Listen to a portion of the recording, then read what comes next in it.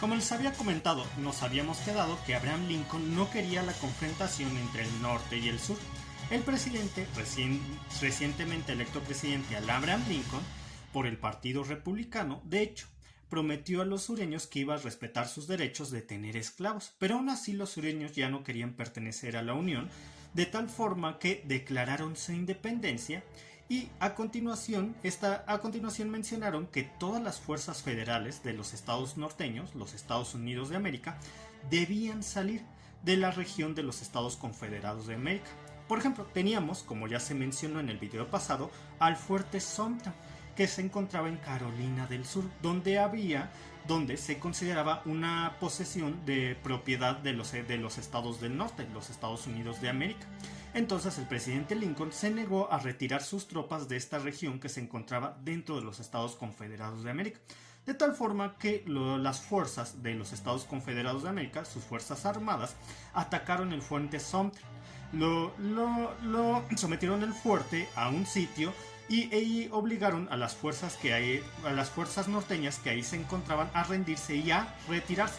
Este fue el pretexto que necesitaba el presidente Lincoln para declarar la guerra a los Estados Confederados de América. Esta guerra fue muy sangrienta porque los estados sureños, a pesar de que tenían menos hombres, menos recursos que los estados del norte, tenían una gran experiencia, una gran pericia sus comandantes, debido a que gran parte de los soldados, de los comandantes, de los oficiales, los capitanes, los generales, tenían la experiencia de la guerra con México. Esto les daba un plus frente a los oficiales, capitanes, generales y a la tropa regular en sí de los estados norteños. Pero la ventaja que tenían los estados norteños es que al tener un ejército más grande y tener el poder industrial podían fácilmente recuperar tropas si éstas eran capturadas o derrotadas, además de poder aprovisionarlas correctamente. Recuerden, el norte era una potencia industrial, mientras que el sur solamente era una potencia agrícola. De tal manera que empezaron los enfrentamientos, y el norte, como tenía una armada, unas fuerzas navales mucho mayores, mejores entrenadas, más grandes que el sur, tomó las posiciones en todos los puertos de los estados del sur, de los Estados Confederados de América, con el fin de que los estados confederados no pudieran comerciar su tabaco y especialmente su algodón con países como la Gran Bretaña. Esta situación ponía en riesgo la economía de los estados confederados, de tal forma que buscaron la forma de poder comerciar sus productos a pesar de que sus puertos estuvieran bloqueados por los ejércitos norteños. Algunas soluciones que encontraron, de hecho la principal fue mandar sus productos a través de la frontera con México y a partir de los puertos mexicanos, especialmente del puerto de Bagdad, que existía en las cercanías de Matamoros, Tamaulipas, utilizar este puerto para poder enviar su algodón a Europa. Actualmente el puerto de Bagdad en las cercanías de Matamoros, Tamaulipas ya no existe. Después de que la guerra de secesión terminó, el puerto ya no recibió productos estadounidenses y al final este puerto tuvo que ser abandonado.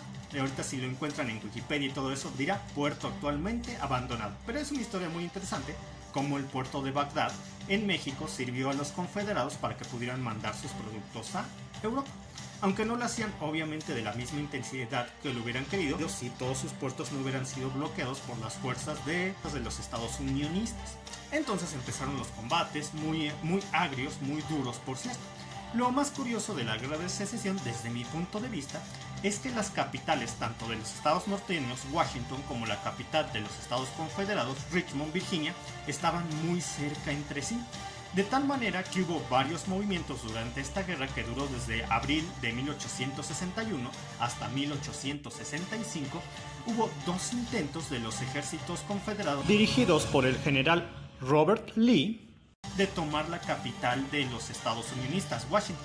Si hubiera logrado en alguno de estos dos intentos Robert Lee tomar la capital de los estados de la Unión, Washington hubiera podido poner fin a la guerra y hubiera podido someter al norte al hecho de que los confederados querían separarse. Y también hubo intentos de los Estados Unidos de América, los estados del norte, por apoderarse de la capital del sur, Richmond, que se ubica actualmente en el estado de Virginia. Hay que aclarar que Virginia se partió en dos. Virginia Occidental y el estado de Virginia. Lo que pasa es que la parte occidental de ese estado, donde se encontraba la capital de los Estados Confederados, Richmond, sí quiso seguir perteneciendo a la Unión. Por eso se dividió y se le llamó Virginia Occidental. Entonces, todos estos esfuerzos, tanto de los Estados Confederados de América por poner sitio y apoderarse de la capital de los Estados del Norte, Washington, y de los Estados del Norte por apoderarse de la capital de los Estados Confederados, Richmond, todos estos intentos que van de 1861 a 1865 resultaron infructuosos, de tal forma que la masacre aumentó mucho en estas regiones, en toda esta región del noreste de los Estados Unidos. Pero a los estados de la Unión les iba mucho mejor en la cuenca del Mississippi. ¿Qué pasaba ahí? Pues en la cuenca del Mississippi, las fuerzas unionistas estaban dirigidas por el gran general Ulysses Grant, que paso a paso pudo tomar cada una de las ciudades importantes que se encontraban en la cercanía del río Mississippi, siendo que para 1865 el general de la Unión, Ulysses Grant, ya había logrado separar el este de los Estados Confederados de América con el oeste de los Estados Confederados de América. Los partió a través de tomar todas las ciudades alrededor del río Mississippi. Ya la situación, debido a todos estos avances del general Ulysses Grant, la situación por la Confederación ya se volvió casi insostenible. Necesitaban de una gran victoria militar para que la Unión no los derrotara. Pero eso estuvo a punto de pasar en la segunda ocasión que el gran general de la Confederación, Robert Lee, atacara la ciudad de Washington, aunque desgraciadamente para él, el general Robert Lee, no la pudo tomar nuevamente y tuvo que regresar sus tropas a la Confederación sin haber podido tomar Washington. Entonces, a los confederados ya les faltaban recursos, ya les faltaban hombres, sus principales puertos estaban sitiados, tomados, su economía se estaba yendo al traste, de tal forma que para 1865 finalmente, y una vez que los ejércitos norteños logran tomar la ciudad de Richmond, la capital de los Estados Confederados, es cuando finalmente los Estados Confederados de América, después de 4 años de una guerra de secesión muy sangrienta,